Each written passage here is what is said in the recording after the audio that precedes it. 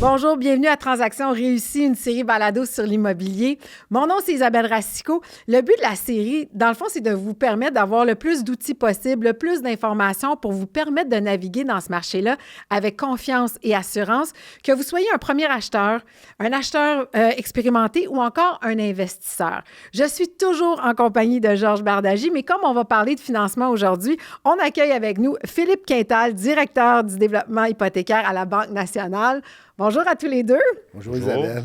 Bon, on parle de financement aujourd'hui, les fameuses hypothèques et tout ce qui est relié à ça. Puis j'ai envie de commencer par la base parce qu'il y en a qui ne savent même pas c'est quoi une hypothèque.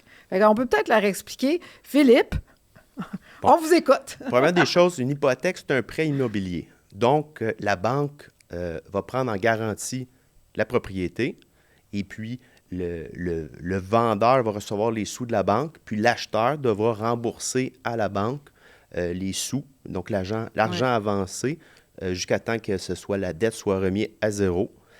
La première des choses qu'il faut comprendre, il y aura l'amortissement. Donc, l'amortissement, c'est la durée sur laquelle le prêt va être amorti, 20, 25, 30 ans. Ouais. Ça peut être plus court aussi. Et puis, il va y avoir un terme là-dedans. Donc, un terme, c'est une durée sur laquelle on prend un taux d'intérêt. Généralement, c'est des multiples de 12. Ça peut être 1 an, 2 ans, 3 ans, 4 ans, 5 ans. Ça va être une période déterminée avec un taux déterminé qui va donner un paiement déterminé. Et puis, c'est là qu'il va y avoir le fameux taux fixe ou le fameux taux variable. OK. Parlons-en, vu qu'on est là. Taux fixe, taux variable. Bon. Qu'est-ce qu'on choisit? Quand est-ce qu'on le choisit? Si tu me permets, la première des choses qu'il faut regarder, ça va être la tolérance au risque.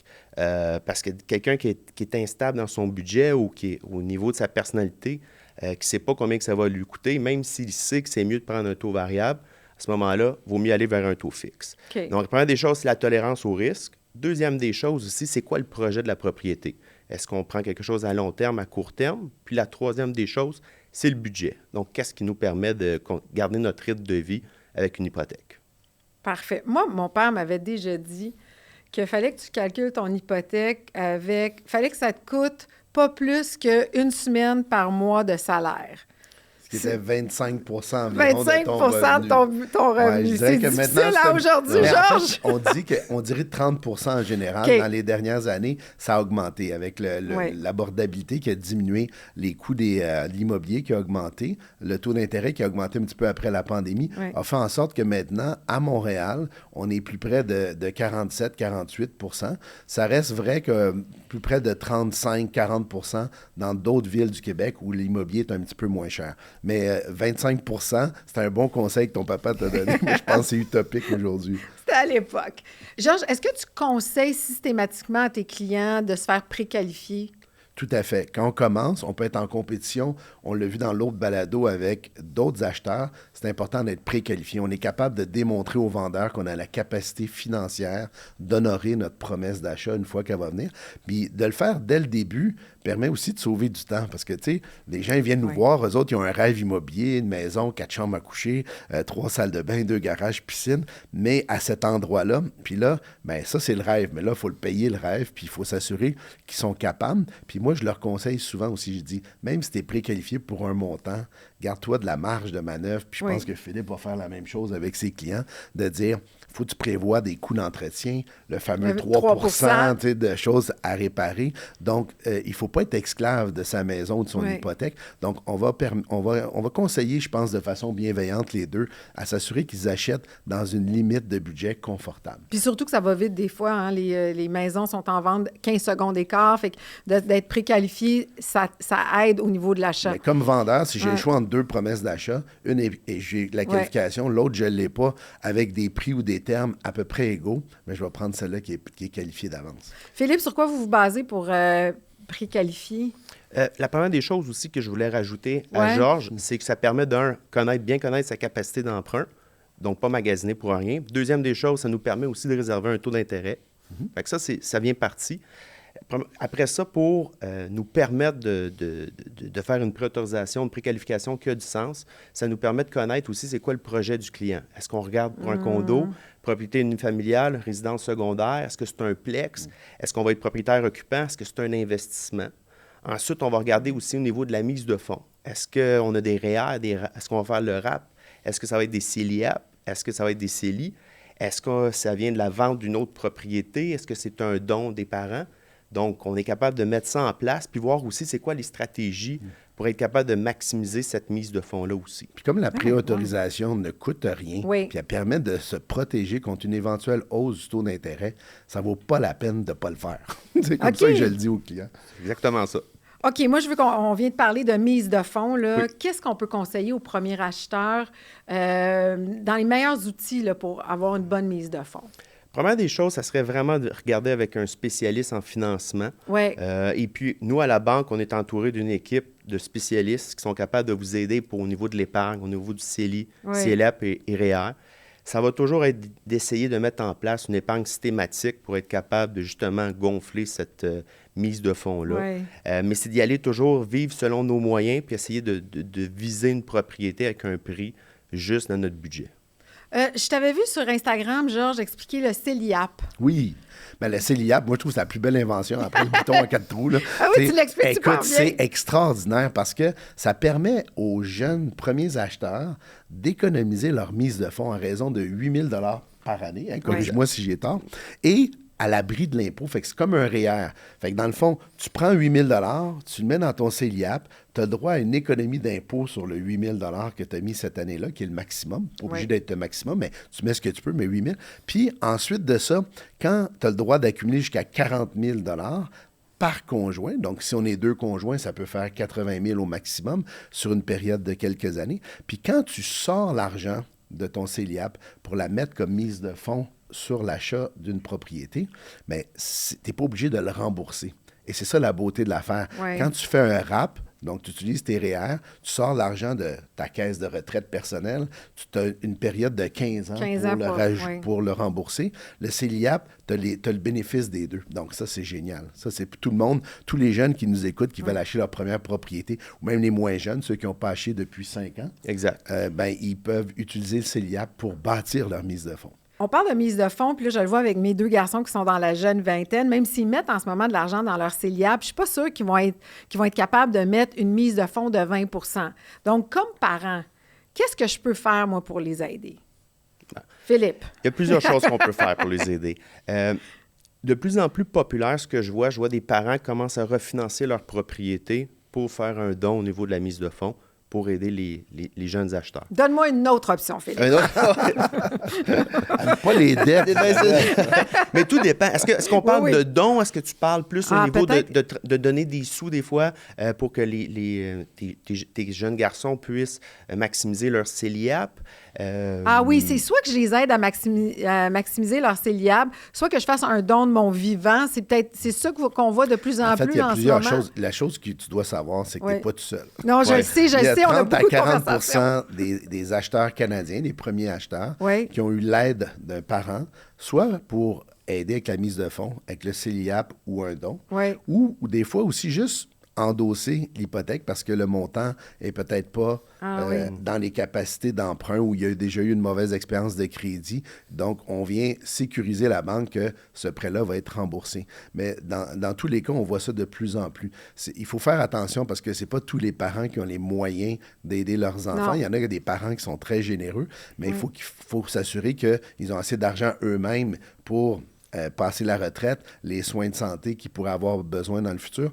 Donc, il faut faire attention de les aider selon les moyens de tous et chacun. Et ça, c'est très différent d'un individu à l'autre. Mais je pense que le meilleur moyen, c'est de les aider à contribuer au CELIAP en premier. Puis après ça, on peut aider avec une mise de fonds de notre vivant. Hein, on dit ça. Oui, c'est ça. On aime autant aider nos enfants quand on est vivant que quand on au décès, sous forme d'héritage. Puis je pense que c'est ça qu'on voit de plus en plus du côté de Philippe. Beaucoup de parents qui deviennent co-emprunteurs uniquement, si on veut. Donc, des fois, les jeunes commencent leur carrière, ingénieur junior, qui va devenir un ingénieur éventuellement senior. Il va y avoir des revenus qui vont augmenter assez rapidement. Mais dans l'immédiat, pour permettre de qualifier un dossier, on va se servir du levier, donc le revenu des parents, pour être capable de maximiser ce prix d'achat-là. On le sait, le prix des propriétés augmente, donc ça permet cette accessibilité-là. Ce que j'aime de Philippe, quand je l'introduis à des acheteurs, Philippe, il est vraiment bienveillant. Il connaît son produit, il connaît l'hypothèque de fond en comble.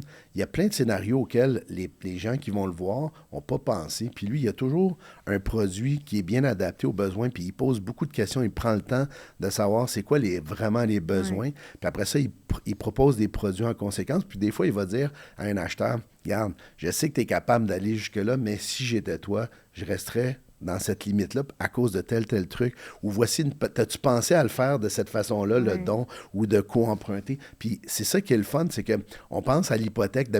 Pour les gens, une hypothèque, c'est 5 ans fermé, comme on en voit beaucoup au Québec, mais ça s'est beaucoup diversifié les produits de la banque au fil des ans. Puis Philippe, c'est une bonne personne pour qualifier son client puis leur donner des bons conseils.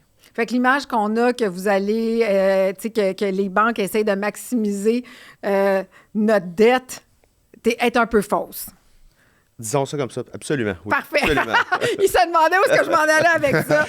OK. Moi, je sais qu'un peu plus tôt, dans un des épisodes, Georges, tu nous as parlé comme quoi les baby boomers allaient être la génération qui allait léguer le plus d'argent. Oui. Fait que j'ai envie de vous demander à tous les deux, en quoi est-ce que les héritages des baby boomers vont venir peut-être affecter le marché de l'immobilier, selon vous? Bien, disons que ça va se faire pas tout de suite. D'abord, il faut savoir que les baby boomers, on est content de savoir qu'ils vivent de plus en plus vieux, de plus en plus en santé, puis ils restent de plus en plus longtemps dans les maisons, ce qui contribue peut-être au débalancement entre l'offre et la demande. Mais toujours est-il qu'à un moment donné, ce qui va arriver, c'est que les jeunes qui entrent dans le marché, bien, ils ont de l'aide un peu, c'est un petit peu difficile, mais il faut qu'ils rentrent dans le marché pour éventuellement bâtir une équité. Puis éventuellement, pas tout le monde, mais disons 30 à 40 % d'entre eux devraient avoir un héritage assez substantiel pour réduire leur dette de façon importante quand peut-être ils vont être dans la quarantaine ou début de cinquantaine. Et donc, c'est comme s'il y avait comme un filet de secours à l'horizon pour eux. Ça devrait stabiliser beaucoup, je dirais, le risque financier, autant pour les acheteurs que pour la banque. On va donc voir peut-être des moments où les gens vont... Tu sais, à chaque année, on a le droit de remettre, c'est 10 % de notre hypothèque? Oui, ça dépend des institutions, mais il y a un montant, une somme forfaitaire auquel on a droit par année et on peut aussi doubler ou faire une fois et demi le paiement régulier de l'hypothèque. Ça, c'est important parce que tu peux baisser beaucoup ton amortissement. Ça fait toute une différence. Est-ce que, si on parle de taux, là, parce que ça fait partie vraiment de ce qui intrigue et ce qui traumatise les gens, les fameux taux hypothécaires. Là, comment on doit choisir un taux? Bon. La question est très bonne, question populaire. Elle pose bien des bonnes questions. C'est ça. C'est à savoir... Aussi savoir, c'est quoi le but? Est-ce qu'on pense vendre la propriété bientôt? Est-ce qu'on pense éventuellement transférer l'hypothèque, vendre, racheter? C'est quoi le budget? C'est quoi la tolérance au risque? Ça revient à plusieurs facteurs. Parce qu'effectivement, trop longtemps, les gens ont pensé que le 5 ans fixe, c'était la meilleure chose. Oui. Ce n'était pas la meilleure chose. Ça dépend de la situation. À court, moyen, long terme, c'est ce qu'il faut analyser ensemble pour voir c'est quoi le besoin réel. Historiquement, quand on prend le taux variable, ça veut dire qu'il fluctue à chaque fois qu'il y a une annonce du taux directeur par la Banque du Canada. Historiquement, si on regarde les 50 dernières années, c'est ça qui était le moins coûteux en intérêt. Mais ça ne veut pas dire que c'est adapté à tout le monde. Il y en a qui aiment bien ça, savoir pendant 5 ans combien ça va leur coûter exactement. Oui. Puis s'ils ont une augmentation de salaire, bien, moi, je leur dis à ces clients-là, si tu es capable de vivre avec le même montant que tu avais avant ton augmentation, bien, prends le surplus d'argent que tu vas gagner, puis rembourse ton hypothèque de façon accélérée. Ça va venir réduire énormément le coût d'intérêt dans ta vie. Oui. Et donc ça, je pense que c'est un bon conseil, si on est capable de le faire. OK. Quand est-ce que... Puis quand on magasine notre taux, là, on va voir différentes institutions financières. À part le plus bas taux qu'on va m'offrir, qu'est-ce que je dois regarder? Les conditions. Puis ça, on n'en parle pas assez. OK, on y va. OK. Première des choses, tout va bien, on achète une propriété, on a une hypothèque. Si on décide de vendre et on rajoute d'autres choses, est-ce qu'on peut transférer l'hypothèque? Première des choses. Ensuite, si on vend la propriété... Parce que c'est pas dans tous les cas qu'on nous permet de transférer l'hypothèque. Non, effectivement. Ça va dépendre des institutions. La deuxième chose aussi, c'est quoi les frais de résiliation? Encore là, on brise l'hypothèque. C'est quoi la fameuse pénalité? Combien ça va nous coûter? Oui. L'autre chose aussi, les frais d'enregistrement. Dépendant de certaines institutions, les notaires vont charger des frais plus onéreux à cause que le type d'acte de prêt n'est pas l'acte de prêt conventionnel qu'ils connaissent. OK. Fait que je te dirais, c'est pas mal ça qu'il faut regarder au niveau de l'hypothèque, pas juste le taux. Qu'est-ce C'est que ça une veut bonne dire, question. Georges? Non, je m'allais dire, il a très bien répondu. Ce que je veux dire, c'est que dans le fond, ça dépend combien de temps tu vas rester dans ta maison. Si moi, je dis, tu penses que tu vas rester là 10 à 20 ans, c'est ta maison familiale, tu es Oui. là pour toujours. Comme toi, ça fait longtemps que tu es dans ta maison. Oui. Il n'y a pas de problème. Prends un long terme, puis c'est correct. Mais c'est quand il y a des surprises. Des fois, soit on est transféré pour son travail, soit on vit une séparation. Oui. Il y a des changements qui peuvent avoir lieu dans une vie imprévue. Et là, la fameuse pénalité peut être coûteuse. Donc, si on sait qu'on va prendre notre retraite dans 2 ans, puis qu'on va probablement vendre la maison pour acheter un condo ou aller à la campagne, peut-être qu'on va prendre un terme qui va être ajusté en fonction de cette date-là pour éviter la fameuse pénalité. C'est ce que Philippe dit. Puis ce qu'il faut savoir aussi, c'est que des fois, on peut emprunter sur une propriété. La banque, l'hypothèque, c'est une garantie de la banque sur le bien immobilier Oui. que vous allez rembourser cette hypothèque-là. Oui. Mais eux, si on est capable de remplacer cette garantie-là par une autre garantie hypothécaire, donc une autre maison ou un condo, ils vont le considérer, puis à ce moment-là, il est possible que la pénalité soit moindre. Absolument. Donc ça, c'est important de le savoir. Derrière chaque transaction réussie, il y a une stratégie. Mon rôle est d'aider mes clients à prendre les bonnes décisions au bon moment. Pour un service clé en main, compétent, intègre et bienveillant, rendez-vous sur bardagie.com. Vous avez un projet immobilier en tête? À la Banque nationale, que ce soit pour l'achat d'une propriété, un refinancement ou un renouvellement hypothécaire, nos experts et expertes en financement résidentiel vous accompagnent à chaque étape. Découvrez-en plus en visitant le bnc.ca/maison. OK. On a aussi beaucoup entendu parler de l'importance de payer son hypothèque rapidement. Tu sais, mon père nous a élevés comme ça. Bon, est-ce que c'est encore vrai? Parce que les taux hypothécaires des années 80, très différents de ce qu'on a vécu, quoique là, avec la pandémie, on a eu des taux plus élevés, mais de façon générale, dans les 15 dernières années, on n'a pas eu des taux très élevés. Fait que c'est quoi, Philippe, ton conseil là-dessus? Écoute, il y a 2 courants populaires. Il y a Ouais. effectivement le old school, la vieille école, qui est ce que mon père m'a enseigné, de toujours payer ses dettes avant de faire des investissements. Oui. Puis la nouvelle école dit, ben écoute, si on a un taux d'intérêt qui est bas, puis on est capable de faire plus sur le marché boursier, quelque chose de stable, vaut mieux l'investir dans le marché. Ceci dit, justement, un marché stable, il y a un risque qui est là. Fait que ça dépend toujours, encore là, on parle souvent de la tolérance au risque pour choisir le taux. Oui. Ça sera un peu la même idéologie à apporter ici, Ah à oui, savoir hein? vers quoi qu'on est confortable. Ça risque probablement d'être un mix des deux, donc payer son hypothèque, garder un rythme de vie confortable, être capable Oui. d'aller en voyage, se divertir, mais de continuer d'être capable d'économiser pour nos vieux jours. Qu'est-ce qui arrive quand tu as des acheteurs qui n'arrivent plus à payer? C'est quoi les conseils que tu leur donnes pour pas qu'ils soient obligés de vendre en premier lieu? Ça serait peut-être de rencontrer un spécialiste en finances personnelles. OK. Souvent, comme on m'a enseigné, souvent, ce n'est pas un problème de revenus, souvent, c'est un problème de dépenses. Donc, tout ce qui est du paiement oui, hein? mensuel, souvent, les gens travaillent, mais font leurs décisions en fonction d'un prix, un prix mensuel pour des meubles, un prix mensuel pour des autos, puis souvent, c'est là qu'on se perd. Le fameux piège d'acheter tout de suite, puis payer plus tard. Puis là, tu es plus capable de payer plus tard. Puis Oui. là, le taux d'intérêt est tellement élevé Élevé. que ça t'endette. Mais d'ailleurs, c'est ça, tu sais, c'est un peu de la question de comment éviter qu'on devienne esclave de notre hypothèque. Tu sais, tantôt, j'ai donné le truc que mon père m'avait donné, 25 là, on est rendu à 30-40 mais y a-tu d'autres choses, Philippe, quand tu rencontres des gens que tu donnes comme conseil? De ne pas regarder juste l'hypothèque. Souvent, on pense à l'hypothèque, mais il y a tout ce qui vient avec. Puis souvent, le but de la première rencontre que j'ai avec les gens, Ouais. on fait une préautorisation, mais c'est regarder aussi c'est quoi tous les autres frais. On a l'hypothèque, on a les taxes municipales scolaires, on a le Ouais. chauffage. Si c'est un condo, les frais de condo. Ensuite, on va avoir la taxe de mutation, la taxe de bienvenue. Oui, la fameuse taxe de bienvenue. Après ça, c'est toutes les dépenses de la vie courante. Si on a des enfants, si on pense faire des rénovations. Fait que je te dirais, c'est de bien s'entourer de spécialistes puis d'être capable de faire un bon budget pour prévoir les coûts de la vie courante. Plus grande erreur que font les gens?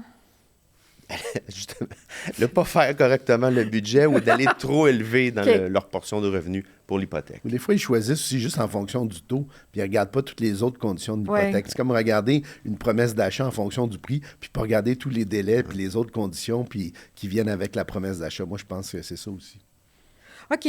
J'ai envie de vous poser, parce que ça m'est déjà arrivé, je voulais absolument une certaine maison, mais puis le taux, j'avais peur qu'il augmente. Est-ce que je peux sécuriser un taux avant d'acheter la maison? Effectivement, oui. Puis là, tu sais, on a vu tellement les taux varier dans les dernières années que je pense qu'il y en a plusieurs qui étaient dans cette situation-là. Fait que tu peux aller voir la banque, dire « J'ai l'intention d'acheter une maison. Je ne sais pas exactement quelle date, mais j'aimerais savoir le taux en ce moment. » Exactement. Ce qu'on fait, c'est qu'on est capable de faire une période de garantie taux pour 120 jours. Donc, le taux que je te réserve aujourd'hui, Isabelle, sera bon pour 120 jours. OK. Si à l'échéance du 120 jours, tu as trouvé, tant mieux, on aura ce taux-là. Sinon? Si tu n'as pas trouvé, bien, on va repartir une nouvelle garantie de taux avec les taux du marché, tout simplement. OK. Puis s'il a baissé?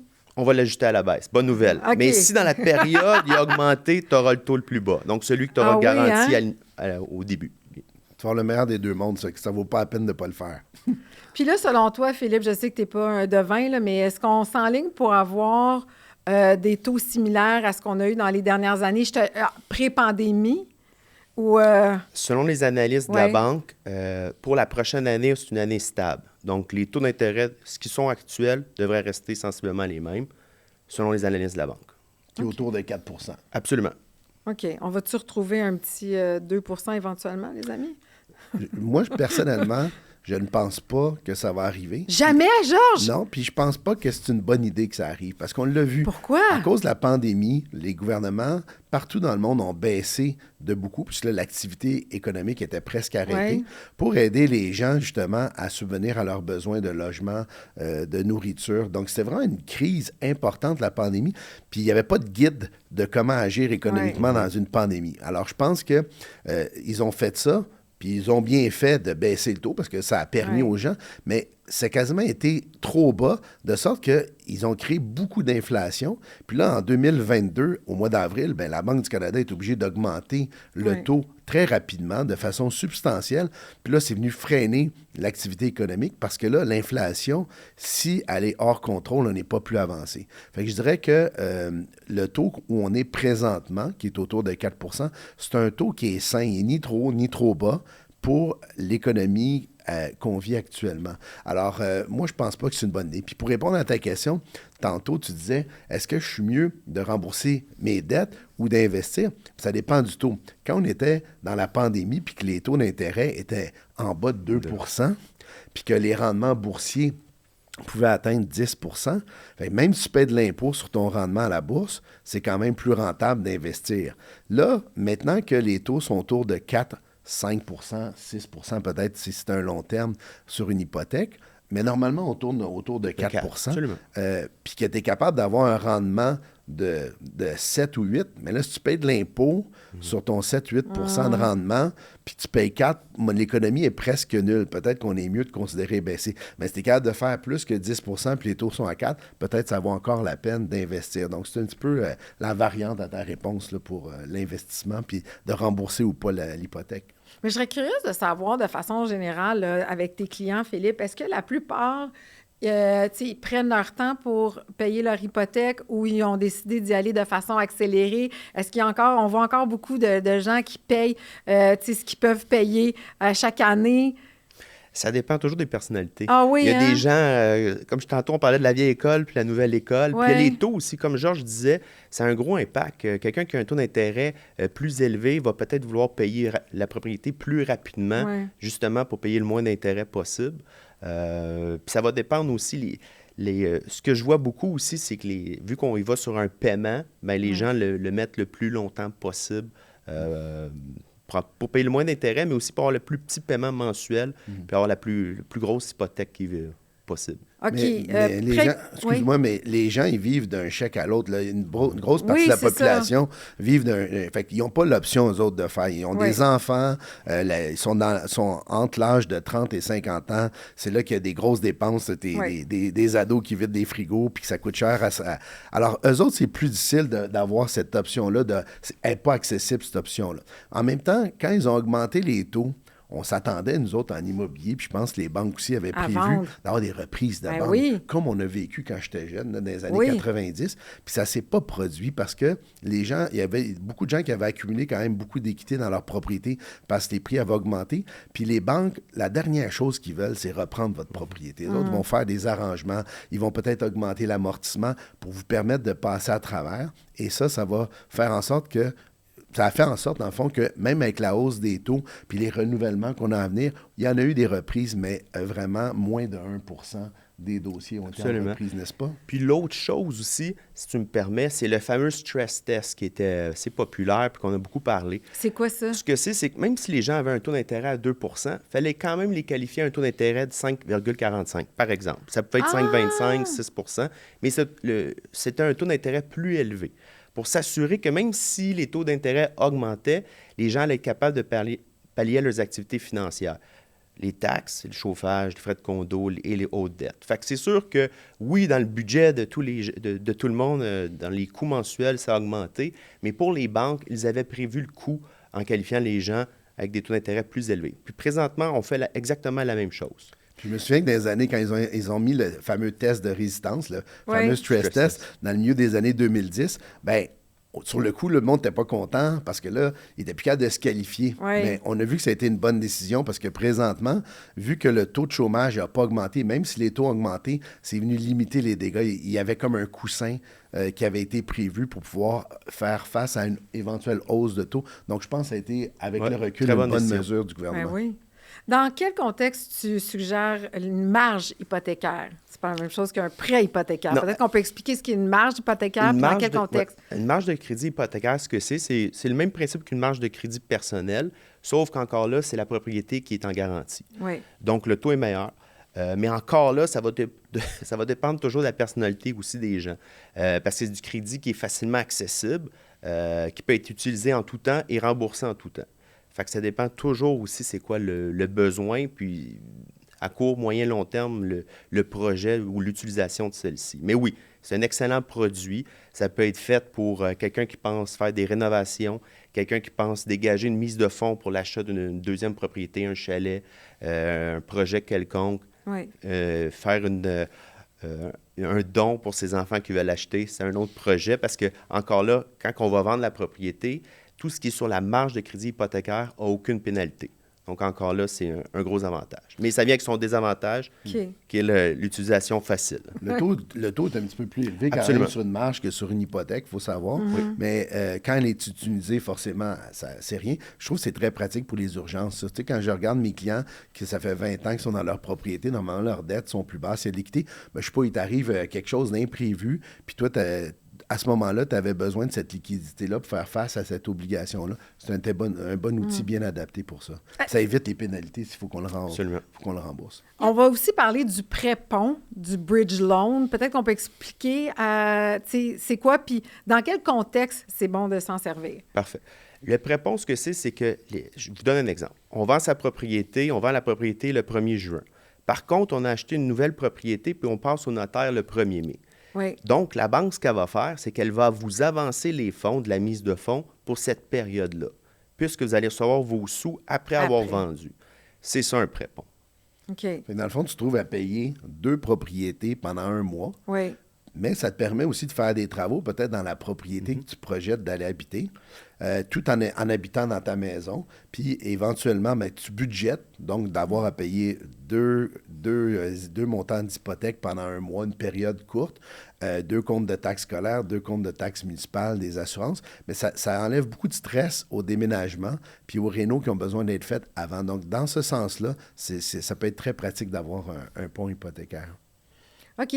On a dit beaucoup de choses dans les 30 dernières minutes, peu importe. Là, j'aimerais ça qu'on fasse comme ce qui est important de retenir sur l'hypothèque. Fait que, premièrement, c'est de se préqualifier. Super important. Deuxièmement, ce serait quoi? Bien prévoir les coûts qui s'en viennent, Oui. puis faire un bon budget. OK. Troisièmement, Se réserver un taux, ça va Oui. à l'ex préqualifié. oui. Puis quand on regarde, quand on magasine pour une hypothèque, c'est pas juste de regarder le taux, mais regarder aussi tout ce qui vient avec, c'est-à-dire les termes, les pénalités qui s'en suivent, si on décide et si la résidence est transférable. Exact. C'est pas pire? Oui. Je vais aller travailler avec la Banque nationale bientôt. En fait, c'est d'avoir le meilleur produit hypothécaire adapté Oui. à vos besoins. Je pense que c'est ça qui est le plus important. Il y a plusieurs variantes dans Oui. ce que les banques offrent maintenant comme taux hypothécaire. Puis Philippe va être capable de bien vous montrer, dans le fond, tu sais, comme c'est quoi le produit adapté à tes besoins particuliers. Je donne un exemple. Moi, j'avais jamais entendu parler avant, il y a quelques années, on parlait des multitermes. Tu peux avoir une hypothèque Oui. pour 2 ans, une partie, mettons 100 000 pour 2 ans, puis une autre partie pour 5 ans. Vous faites ça encore? Absolument. Puis Fixe, là, variable. fait que si, je sais pas moi, tu attends une rentrée d'argent parce que tu as une dette ou tu vas vendre ton immeuble à revenu, puis tu sais que dans 2 ans, il va y avoir de l'argent qui va rentrer, puis tu veux pas qu'il y ait de pénalité, bien, tu peux prendre ça. Alors ça, c'est le genre d'exemple que je donne aux clients qui dit, bien, si vous posez votre scénario avec le conseiller, il va être capable de vous donner le meilleur produit hypothécaire adapté à vos besoins. Est-ce que tu vas commencer à faire ça après Non, courtier? pas du tout. J'aime ça, moi, T'es vendre des vraiment bon, maisons. Georges. Je suis bien content d'accompagner les gens qui achètent, qui vendent. Puis c'est quoi? Ils sont en bien meilleure main avec Philippe pour l'hypothèque. OK, super. Merci à toutes les deux. Merci Philippe, merci Isabelle. Ce balado est une production de Cogeco Média. Merci à nos partenaires Agence immobilière Bardagie et Banque nationale.